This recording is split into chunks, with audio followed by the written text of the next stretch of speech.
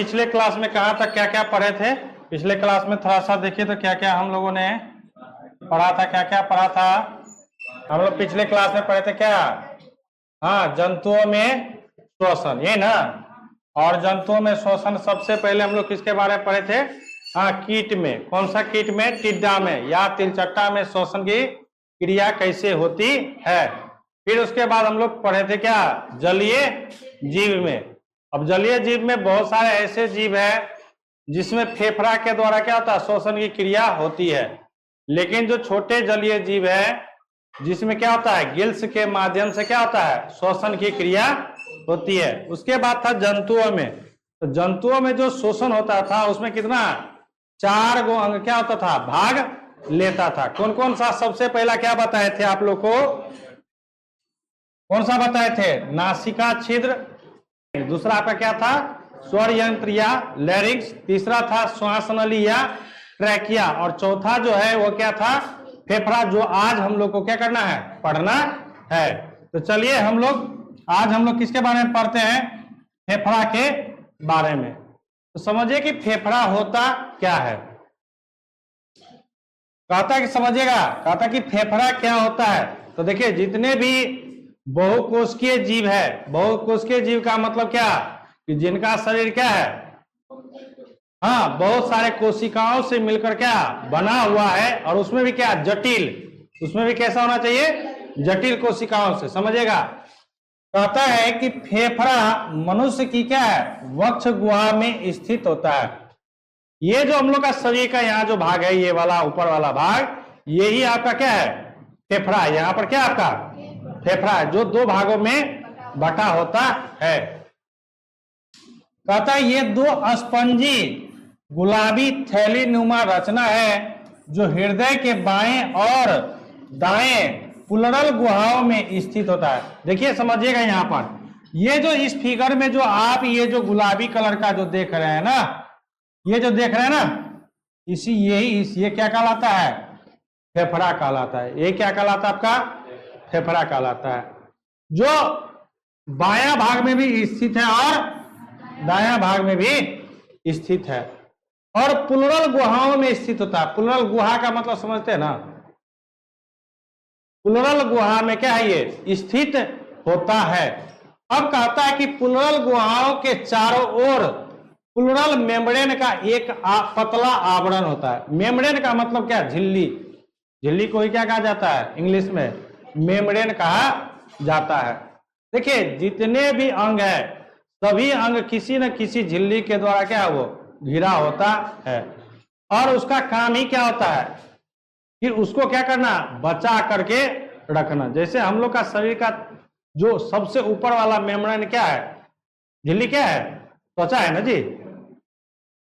तो वो बाहर, वो अंदरूनी है, इस त्वचा के अंदर की जो चीज है उसको क्या करता है? सुरक्षित रखने का काम करता है। तो वही कहा था कि मेम्ब्रेन का एक पतला आवरण होता है जिसे क्या कहते हैं? पैराइटल प्लूरा कहते हैं। जिसे क्या कहते हैं? पैराइटल प्लूरा कहते हैं। और फेफड़ा और प्लूरा के बीच कौन सा प्लूरा? पैराइटल।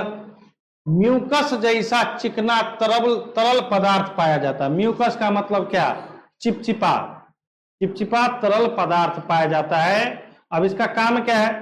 तो जब हम सांस लेते हैं और छोड़ते हैं तो वहां पर घर्षण की क्रिया होती है।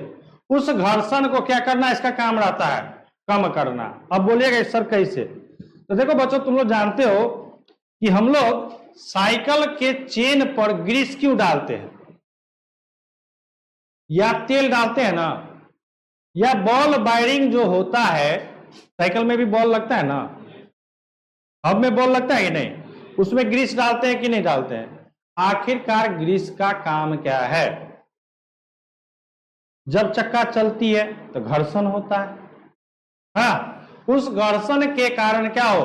बॉल जो उसमें है वो ज्यादा दिन तक क्या हो सके? टिक सके जल्दी जल्दी। इसलिए हम लोग क्या उसमें क्या करते हैं? ग्रीस देते हैं। तो यहां पर ये जो म्यूकस है ना, ये जो आपका म्यूकस है, ये किसका काम करता है? ग्रीस का काम करता है।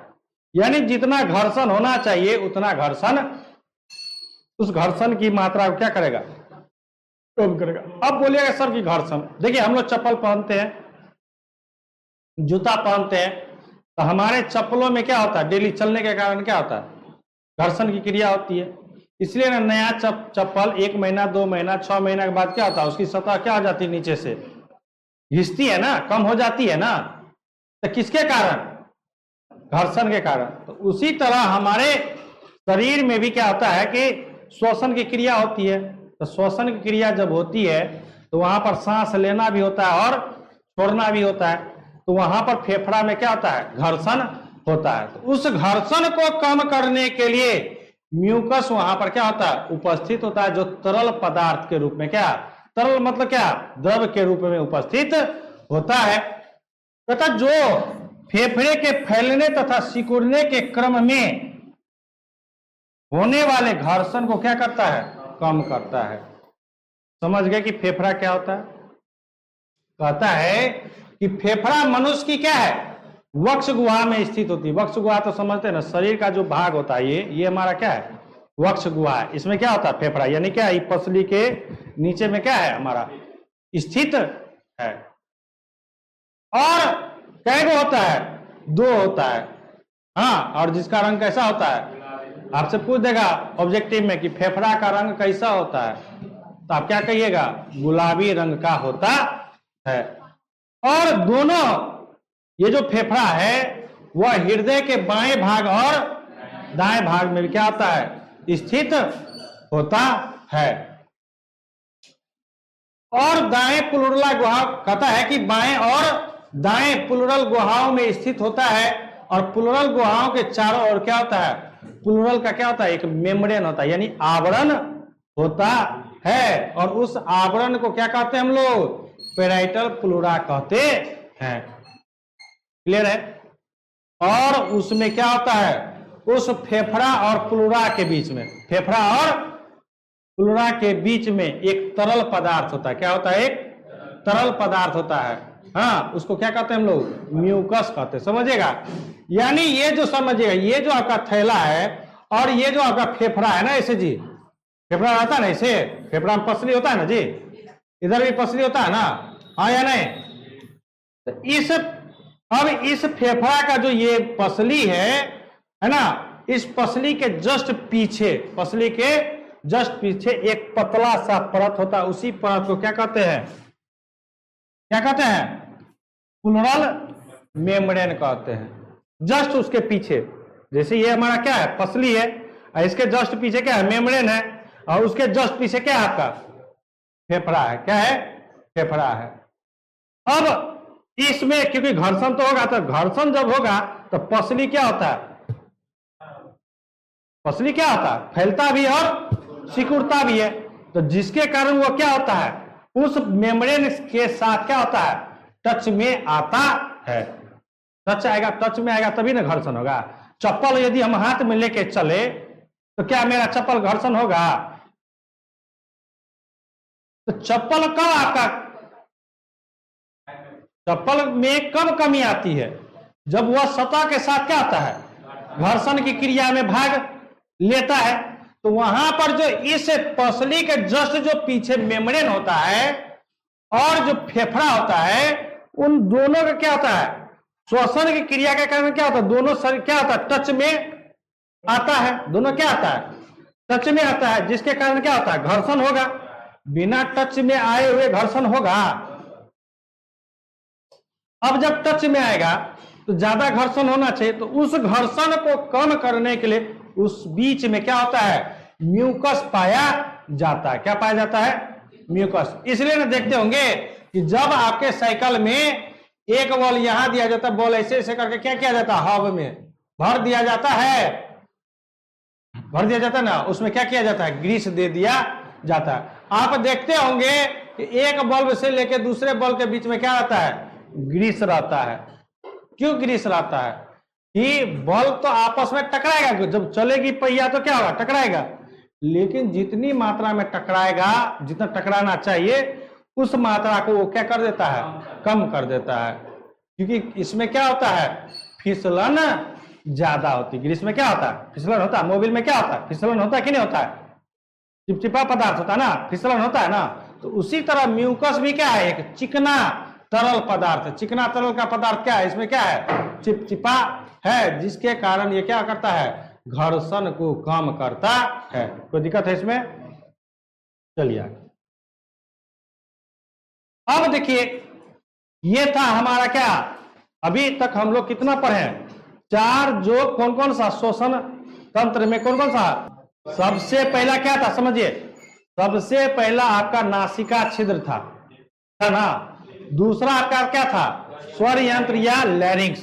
तीसरा क्या था? श्वास नली या ट्रैकिया। और चौथा क्या? फेफड़ा। ये तो अंग का नाम है। ये क्या है? जो श्वसन क्रिया में क्या करता है? भाग लेता है। लेकिन श्वसन की क्रिया होती कैसे है? यानी सांस लेते हैं कैसे और छोड़ते हैं कैसे?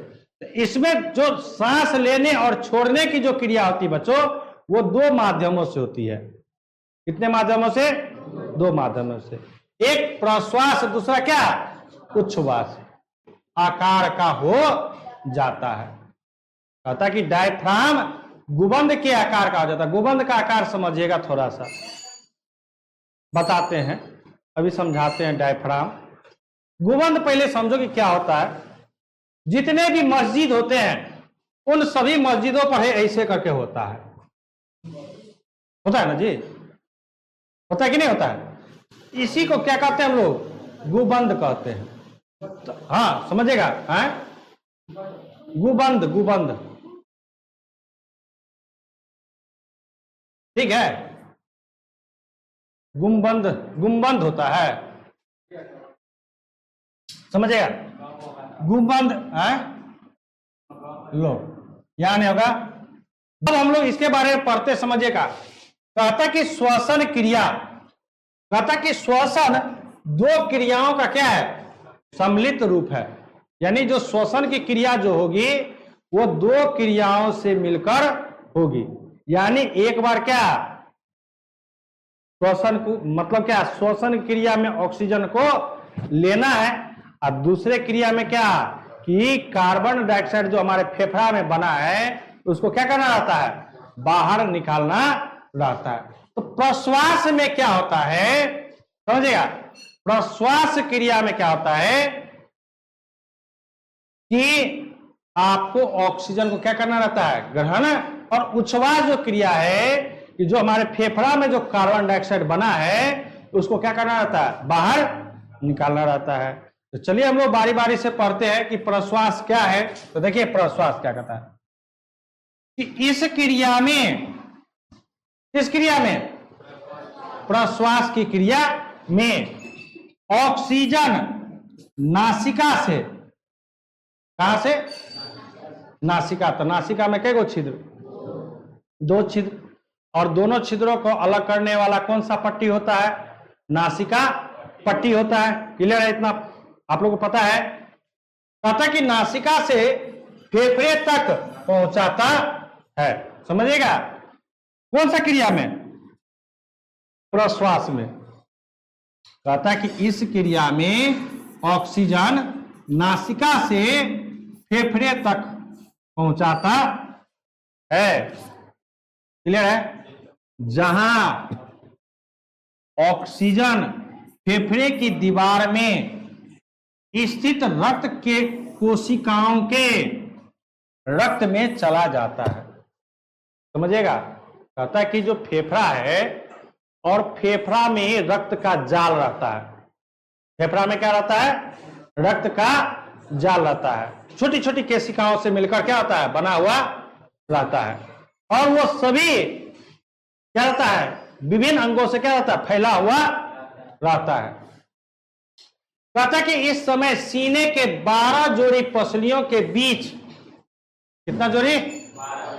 12 जोड़ी। 12 जोड़ी मतलब 24 गो हमारे क्या होता है?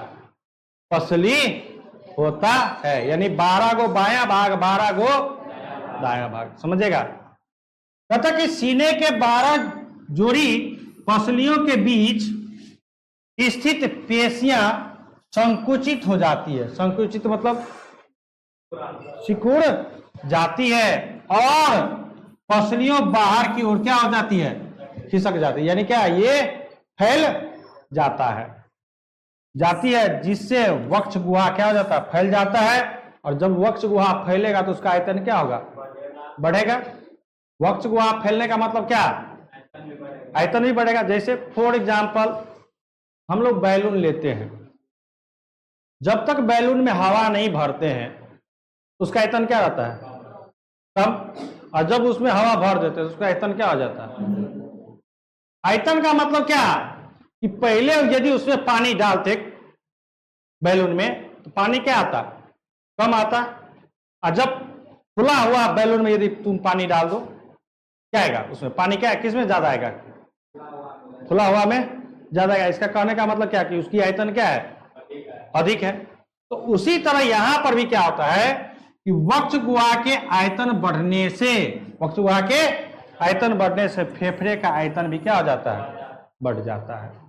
समझिएगा क्या कह रहा है, कह रहा है कि प्रश्वास क्रिया में जब हम लोग नासिका से क्या करते हैं, ऑक्सीजन को ग्रहण करते हैं, तो वो ऑक्सीजन कहाँ जाता है, सबसे पहले फेफड़ा में, और वहीं पर रक्त केशिकाओं का क्या रहता है, बड़ा सा जाल फैला हुआ रहता है।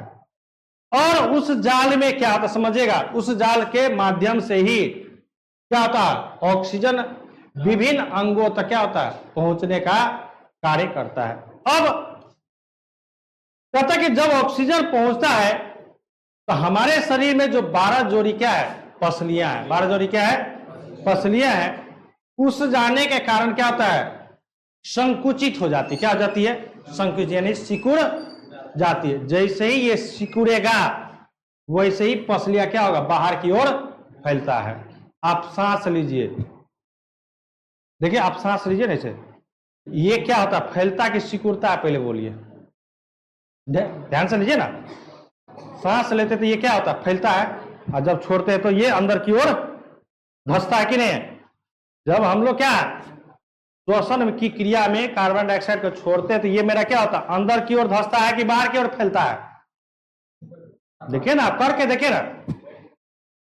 जब हम लोग सांस जोर से लो, ये क्या होता है, फैलता है, और जब सांस छोड़ दे तो क्या होता है, ये अंदर की ओर सिकुड़ जाता है। यहां पर भी वही कहता है कि 12 जोड़ी पसलियों के बीच स्थित पेशियां क्या होती है, संकुचित होती है, लेकिन पसलियां क्या होती है, ये बाहर की ओर फैलती है, जिससे वक्ष गुहा भी, यानी ये जो हमारा वक्ष गुहा है ये भी क्या हो जाता है, फैल जाता है। और जब वक्ष गुहा फैलेगा तो हमारा क्या होगा, इसका इसका क्या, फेफड़े का आयतन भी बढ़ जाता है। किसमें, प्रश्वास की क्रिया में। क्लियर है, चलिए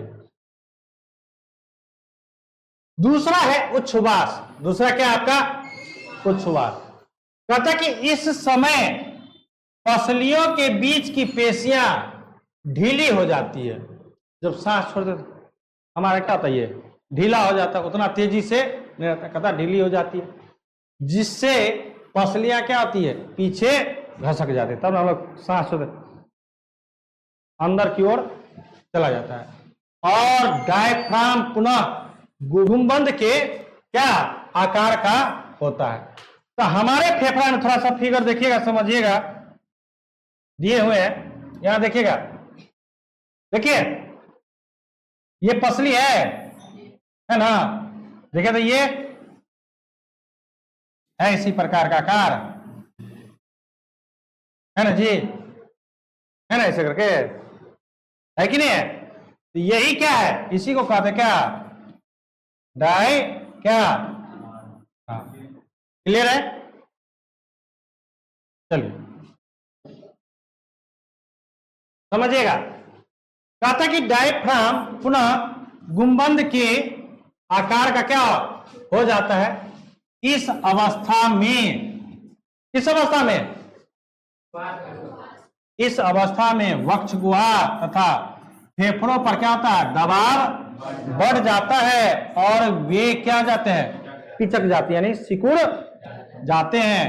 हिचक कर कार्बन डाइऑक्साइड मिश्रित हवा को क्या होता है, श्वास नली और नासिका छिद्रों द्वारा क्या होता है, बाहर निकाल दिया जाता है। यही क्रिया हमेशा क्या होते रहता है। और इसी क्रिया को क्या कहते हैं हम लोग, श्वसन की क्रिया। यानी क्या, एक बार में ऑक्सीजन को ग्रहण करना और दूसरे माध्यम से क्या, कार्बन डाइऑक्साइड को क्या, बाहर निकालना। तो किस क्रिया से ऑक्सीजन को ग्रहण करते हैं, प्रश्वास से। और किस माध्यम के द्वारा हम लोग कार्बन डाइऑक्साइड छोड़ते हैं, उच्छ्वास के माध्यम से। अब कहता है कि डायफ्राम क्या होता समझिएगा। कहता है कि वक्ष गुहा के पश्च भाग में, पश्च मतलब पीछे वाले भाग में, एक गुंबद के आकार का आकृति होती है, जिसे क्या कहते हैं, डायफ्राम कहते हैं। ये वक्ष गुहा को उदर गुहा से क्या करता है, अलग करता है। कहता है ये वक्ष गुहा को किसे, उदर गुहा से क्या करता है, अलग करता है। अब है श्वासोच्छ्वास, यानी प्रश्वास और उच्छ्वास मिलकर क्या कहलाता है, श्वासोच्छ्वास कहलाती है। जिस तरह से कर्माकुंचन किसको कहते हैं, सिकुड़न और शिथिलन के क्रिया के समूह को क्या कहते हैं, कर्माकुंचन कहते हैं। तो उसी तरह प्रश्वास और उच्छ्वास के क्रिया के समूह को क्या कहते हैं हम लोग, श्वासोच्छ्वास कहते हैं। कोई दिक्कत है नहीं। अब जो है आपका जो ये तो हम लोग जो क्रिया भाग लिया हम उसके बारे में पढ़े ना, कि प्रश्वास में ऑक्सीजन जा रहा है और उच्छ्वास में क्या, कार्बन डाइऑक्साइड बाहर निकल रहा है। लेकिन श्वसन की क्रिया होती कैसे है, तो यहां पर हम लोग को सुनिए। कहता है कि फेफड़ों में श्वसन गैसों का आदान प्रदान होता कैसे है। कहता है कि जो फेफड़ा में ऑक्सीजन गया, फिर वहां से कैसे पूरा शरीर में फैला, और फिर पूरा शरीर से कार्बन डाइऑक्साइड फेफड़ा में कैसे आया, और फिर नासिका छिद्र के द्वारा कैसे बाहर निकला। दो क्रिया तो भाग लिया, प्रश्वास और उच्छ्वास, लेकिन शरीर के विभिन्न अंगों तक पहुंचता कैसे है, और फिर विभिन्न अंगों से कार्बन डाइऑक्साइड बाहर कैसे निकलता है, ये हमें समझना है। तो समझिएगा, कहता है कि प्रश्वास के द्वारा, कौन सा विधि के द्वारा, यानी जब हम ऑक्सीजन ग्रहण करते हैं तब। कहता है कि प्रश्वास के द्वारा वायुमंडलीय हवा नासिका तथा श्वास नली से होती हुई कहा, फेफड़ों की वायु कोशिकाओं में पहुंच जाती है। अब समझिएगा, जैसे मान के चलिए यहां पर हमारा क्या है, ये वायु मंडल है, ठीक है। और इस वायुमंडल में क्या हमारा ऑक्सीजन है, वायुमंडल में क्या है हमारा ऑक्सीजन है कि नहीं है। इस वायुमंडल में क्या है जी, ऑक्सीजन है कि नहीं है।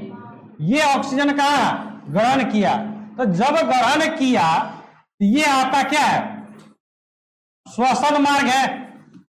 श्वसन मार्ग का मतलब क्या, नासिका क्या, छिद्र, हाँ या नहीं। अब इसमें कौन सा विधि लगेगा, प्रश्वास, हाँ या नहीं। प्रश्वास के माध्यम से ने क्या ऑक्सीजन ग्रहण करेगा कहां पर, ये आपका क्या है, फेफड़ा है ना। फेफड़ा तक पहुंचा, समझेगा। कहता है कि वायुमंडल से ऑक्सीजन श्वसन मार्ग मतलब नासिका छिद्र के माध्यम से कहां पहुंचा है, फेफड़ा में पहुंच गया। देखिए, जो फिगर को समझिएगा तो इसको लिखने की जरूरत नहीं है। यदि फिगर को समझ लीजिएगा तो खुद आप बना सकते हैं। क्लियर है।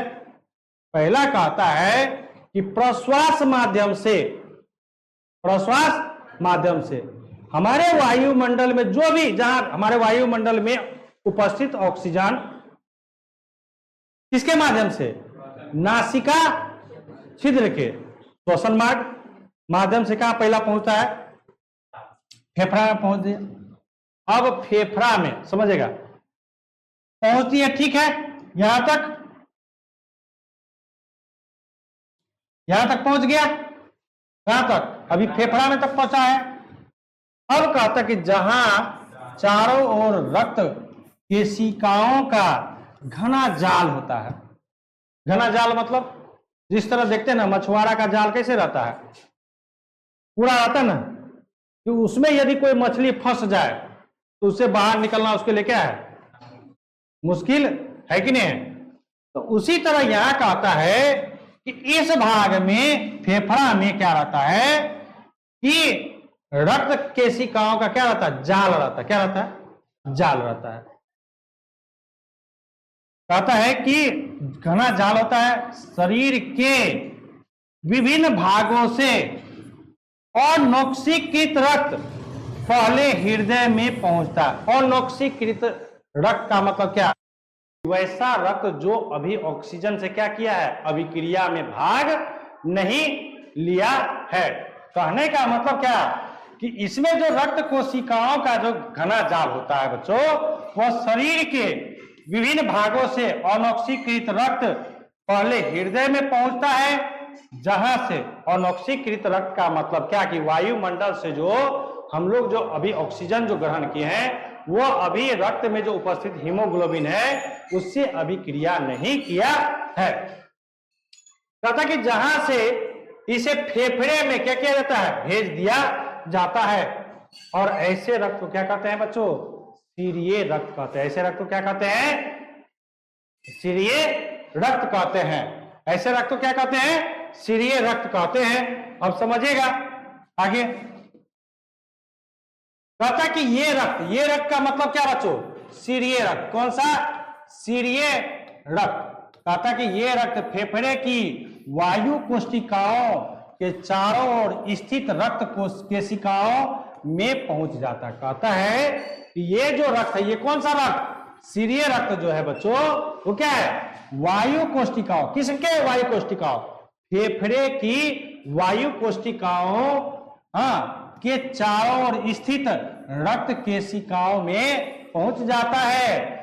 वायु कोशिकाओं में स्थित वायुमंडलीय हवा में लगभग 21% ऑक्सीजन होता है।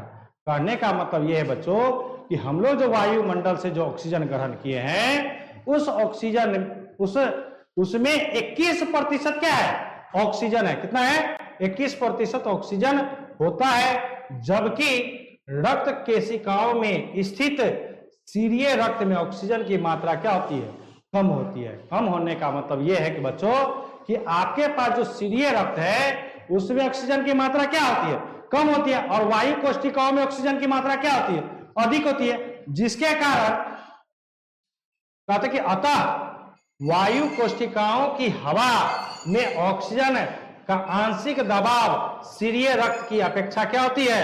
बहुत अधिक होती है। इसका कहने का मतलब यह है कि बच्चों कि यदि ऑक्सीजन वायु कोशिकाओं में यदि ऑक्सीजन की मात्रा ज्यादा है और सीरिये रक्त में ऑक्सीजन की मात्रा कम है तो वायु कोशिकाओं वाला ऑक्सीजन जो है वो सीरिये रक्त में उपस्थित जो ऑक्सीजन है उस पर दबाव क्या होगा? ज्यादा डालेगा। कहता कि दबाव सीरिये रक्त की अपेक्षा क्या होती है? बहुत अधिक है। इसका कहने का मतलब यह हुआ कि सीरिये रक्त में जो ऑक्सीजन है उसमें जो ऑक्सीजन की मात्रा कम होने के कारण वायु कोशिकाओं में जो उपस्थित ऑक्सीजन है वो अधिक दबाव डालेगा। आगे देखते हैं। कहता है कि जिसके कारण ऑक्सीजन का विसरण का मतलब क्या बच्चों? मिलना। विसरण का मतलब मिलना। कहता कि विसरण वायु कोशिकाओं से सीरिये रक्त में हो जाता है। कहता है कि आपको पता है भी बच्चों कि वायु कोशिकाओं में क्या होता है? ऑक्सीजन की मात्रा अधिक होती है, सीरिये रक्त में क्या होता है? कम होता है। तो स्वाभाविक है कि वो दबाव डालेगा किस पे? सीरिये रक्त में। जैसे ही दबाव डालेगा तो वो विसरण के कारण, विसरण का मतलब क्या? मिलने के कारण क्या होता है? वो सीरिये रक्त में क्या हो जाता है? सीरिये रक्त में हो जाता है, जिससे रक्त में स्थित लाल रुधिर कोशिकाओं के हीमोग्लोबिन ऑक्सीजन से क्या करता है, संयोग करता है। कहता है कि ये जो विसरण के द्वारा जो बच्चों इसमें मिला है, उस रक्त में स्थित लाल रुधिर जो कोशिकाएं होती है, उस लाल रुधिर कोशिकाओं में जो हीमोग्लोबिन है, वो ऑक्सीजन उस हीमोग्लोबिन से क्या करके अभिक्रिया करके ऑक्सी हीमोग्लोबिन बना लेता है। कहता कि करके ऑक्सी हीमोग्लोबिन बनाता है। और जो रुधिर परिसंचरण तंत्र कहता है कि और ये जो ऑक्सी हीमोग्लोबिन बनाया है, वो ऑक्सी हीमोग्लोबिन रक्त परिसंचरण तंत्र, रक्त परिसंचरण तंत्र मेरा कौन सा बच्चों, तो हमारा क्या है, शिरा है, धमनी है, केशिकाएं हैं, इन सभी के माध्यमों से क्या होता है, ये सभी क्या है, रक्त परिसंचरण तंत्र है के द्वारा शरीर के विभिन्न भागों में स्थित कोशिकाओं में क्या होता है, पहुंच जाता है। क्या होता है, पहुंच जाता है। जहां से अब यहां अंग तक पहुंच गया बच्चों। अब पुनः कहता है कि पुनः ये ऑक्सी हीमोग्लोबिन, ये ऑक्सी हीमोग्लोबिन जो है ना बच्चों, टूटकर ऑक्सीजन और हीमोग्लोबिन बनाता है। कहता है कि ये जो आपके लाल रक्त में जो लाल रक्त में जो हीमोग्लोबिन पाया जाता है, वो हीमोग्लोबिन ऑक्सीजन के साथ अभिक्रिया किया और रक्त परिसंचरण तंत्र के माध्यम से हमारे शरीर के विभिन्न अंगों तक क्या हो गया, पहुंच गया। अब वहां पर पहुंचने के कारण क्या होता है, पुनः वो क्या करेगा, टूटेगा।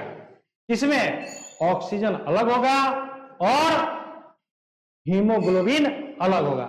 अब देखिए फिर क्या कहता है आगे, जिसमें ऑक्सीजन विभिन्न कोशिकाओं में क्या होता है, तक पहुंचकर भोजन के अणुओं को ऑक्सीकृत कर देता है। कहने का मतलब क्या कि जहां से मतलब क्या, ऑक्सीजन तो कहां तक, अंग तक पहुंचा दिया, जहां से क्या हो गया, वो टूटा है, जहां से क्या हुआ, वो टूटा है। टूटने के बाद वो ऑक्सीजन क्या करेगा, विभिन्न कोशिका क्या करता है, भोजन के अणुओं को ऑक्सीकृत करके क्या कर देता है, उत्पादन, कौन सा, ऊर्जा का उत्पादन करता है।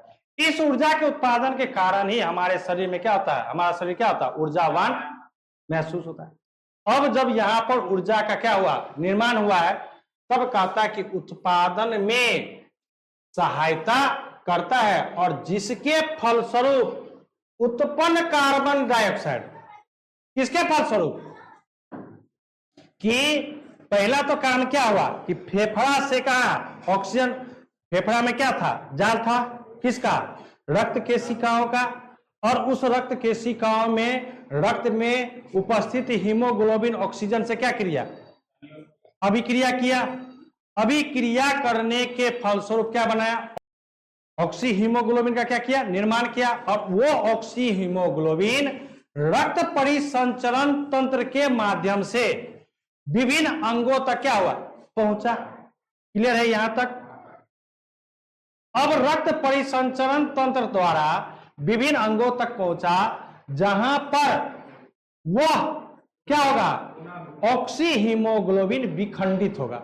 विखंडित मतलब क्या, टूटेगा, और टूट करके क्या, ऑक्सीजन अलग हो जाएगा और हीमोग्लोबिन, और ये जो ऑक्सीजन अलग हुआ है, ये हमारे भोजन को ऑक्सीकृत करेगा, और जब भोजन को ऑक्सीकृत करेगा तो ये ऊर्जा का उत्पादन करेगा, और ऊर्जा के उत्पादन के साथ ही कार्बन डाइऑक्साइड का भी उत्सर्जन करेगा वहां पर। क्लियर है। अब जो यहां पर जो कार्बन डाइऑक्साइड जो उत्सर्जन हुआ है, फिर विसरण द्वारा, फिर विसरण मतलब कहां पर मिलेगा, ब्लड में ही मिलेगा। कहां पर मिलेगा, हाँ, कहता कि विसरण द्वारा कोशिकाओं से रुधिर कोशिकाओं के रक्त में पहुंच जाता है। कहता है कि ये जो कार्बन डाइऑक्साइड है, ये भी विसरण, विसरण का मतलब क्या, रक्त में मिलेगा, और कोशिकाओं से रुधिर की कोशिकाओं के क्या, रक्त में पहुंच जाता है, जहां ये रुधिर के हीमोग्लोबिन से, अब ये भी फिर क्या करेगा, कौन, कार्बन डाइऑक्साइड, ये रक्त में जो हीमोग्लोबिन है उससे फिर ये संयोग करेगा। यानी कहने का मतलब क्या कि एक बार ऑक्सीजन हीमोग्लोबिन से अभिक्रिया करता है और ब्लड में मिलकर कहां तक, परिसंचरण तंत्र के माध्यम से क्या पूरे अंग में क्या होता है, वितरित हो जाता, फैल जाता। और फिर वहां पर जो वो टूटा, तो टूटा से क्या हुआ, ऑक्सीजन अलग हो गया और हीमोग्लोबिन अलग हो गया। अब वो ऑक्सीजन क्या करेगा, हम जो भोजन ग्रहण करते हैं उस भोजन को क्या करेगा, ऑक्सीकृत करेगा, जहां से ऑक्सीकरण करने के फलस्वरूप ऊर्जा का निर्माण होगा और साथ ही साथ कार्बन डाइऑक्साइड क्या होगा, उत्सर्जन होगा। अब वो कार्बन डाइऑक्साइड पुनः किसके माध्यम से, विसरण के माध्यम से ही रुधिर में मिलेगा। अब फिर रुधिर में क्या मौजूद रहता है, हीमोग्लोबिन। उस हीमोग्लोबिन से क्या करेगा, अभिक्रिया करेगा, यानी संयोग करेगा, और संयोग करके क्या बनाएगा, कार्बोक्सी हीमोग्लोबिन बनाएगा। क्या बनाएगा, और फिर वो कार्बोक्सी हीमोग्लोबिन परिसंचरण तंत्र के द्वारा ही फेफड़ा तक पहुंचेगा। समझेगा, कहता कि जहां से ये रुधिर के हीमोग्लोबिन से संयोग कर कार्बोक्सी हीमोग्लोबिन बनाता है, जो परिसंचरण तंत्र द्वारा, किसके द्वारा, परिसंचरण तंत्र के द्वारा इसी रूप में कहां पर, फेफड़ा में पहुंचता है। यानी क्या, एक बार फेफड़ा से ऑक्सीजन कहां तक, अंग तक पहुंचता है, और फिर अंग से कार्बन डाइऑक्साइड कहां, फेफड़ा में पहुंचता है। कहता है कि फेफड़ों की सीरिये रुधिर कोशिकाओं में कार्बन डाइऑक्साइड का आंशिक, फेफड़ों की सीरिये रुधिर कोशिकाओं में कार्बन डाइऑक्साइड का क्या, आंशिक दबाव वायु कोशिकाओं की अपेक्षा क्या होती है, अब अधिक होती है। अब कहता है कि ये जो सीरिये है ना, समझेगा, कहता कि फेफड़ों की सीरिये रुधिर कोशिकाओं में कार्बन डाइऑक्साइड का आंशिक, फेफड़ों की सीरिये रुधिर कोशिकाओं में कार्बन डाइऑक्साइड का आंशिक दबाव क्या होता है, अधिक होता है, क्योंकि वो अंग से कहां पर पहुंचा जाता है, फेफड़ा में। फेफड़ा में क्या होता है, कार्बन डाइऑक्साइड का मात्रा कम होता है, और रुधिर से जो आया रहता है उसमें कार्बन डाइऑक्साइड की मात्रा क्या होती है, रुधिर से परिसंचरण तंत्र के माध्यम से आता है कि नहीं आता है कार्बन डाइऑक्साइड, तो वहां से तो सारे अंगों से निकल करके फेफड़ा में पहुंचता है, तो वहां पर कार्बन डाइऑक्साइड की मात्रा क्या हो जाएगी, अधिक हो जाएगी। तो वही कहता है कि अधिक होती है, अतः रुधिर कोशिकाओं से कार्बन डाइऑक्साइड का विसरण वायु कोशिकाओं में हो जाता है, जहां से उच्छ्वास प्रक्रिया के द्वारा इसे श्वास नली, किसके द्वारा, श्वास नली और नासिका छिद्र द्वारा क्या, बाहर निकाल दिया जाता है। यही क्रिया लगातार होते रहता है, और इस प्रकार से क्या होता है, श्वसन की क्रिया पूर्ण होती है। तो यहां पर भी फिगर में थोड़ा सा समझिएगा कि ये जो आपका है, ये आपका क्या है, यहां पर वायु मंडल है ना जी, इस वायुमंडल से क्या करेगा, ऑक्सीजन को ग्रहण करेगा, किसके माध्यम से, श्वसन मार्ग के माध्यम से। अब यहां से क्या, फेफड़ा में आएगा, इस फेफड़ा में क्या रहता है, वायु कोशिकाओं का एक, हाँ, और फेफड़ा में क्या रहता है, रक्त का क्या होता है, जाल होता है, रक्त क्या होता है, जाल होता है, जहां से ये रक्त क्या करता है, रक्त में जो ऑक्सीजन होती है, क्योंकि वायु कोशिकाओं में यहां पर क्या होता है, वायु कोशिकाओं में जो रक्त उपस्थित होता है उसको क्या कहते हैं हम लोग, सीरिये रक्त कहते हैं, रक्त कहते हैं ना। तो वहां पर ऑक्सीजन की मात्रा क्या होती है, कम होती है, और जो वायुमंडल से आया है उसमें ऑक्सीजन की मात्रा क्या होती है, ज्यादा होती है। तो इसका दबाव क्या होगा, इस पर बढ़ेगा। तो जब दबाव बढ़ेगा तो ये क्या होगा, रुधिर के साथ रक्त में क्या होगा, सीधे रक्त पर दाबेगा, और जब दाएगा तो वहां से क्या होगा, रक्त में जो उपस्थित हीमोग्लोबिन है वह उस ऑक्सीजन के साथ क्या करेगा, अभिक्रिया करेगा, और वहां से ऑक्सी हीमोग्लोबिन बनाएगा, और ऑक्सी हीमोग्लोबिन बनाने के बाद क्या होगा, रुधिर परिवहन तंत्र के द्वारा शरीर के विभिन्न अंगों में, यानी कोशिकाओं तक क्या कर देगा, पहुंचेगा। अब उस कोशिकाओं में पहुंचने के बाद जो हमारे पास जो भोजन हमने ग्रहण किया है उस भोजन को क्या करेगा, ऑक्सीकृत करेगा, और ऑक्सीकृत करने के बाद क्या, वहां ऊर्जा का भी निर्माण होगा और साथ में क्या, कार्बन डाइऑक्साइड। फिर कार्बन डाइऑक्साइड क्या होगा, रुधिर परिसंचरण तंत्र के द्वारा कहां पर फिर होना, फेफड़ा में, वहां पर कार्बन डाइऑक्साइड का मात्रा क्या होगा, कम होगा, और इधर से जो गया हुआ रहता है उसमें कार्बन डाइऑक्साइड की मात्रा क्या होती है, अधिक हो जाती है।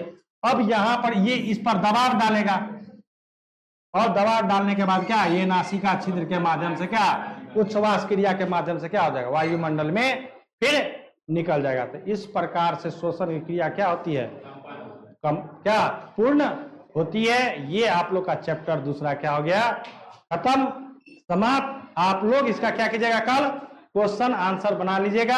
आज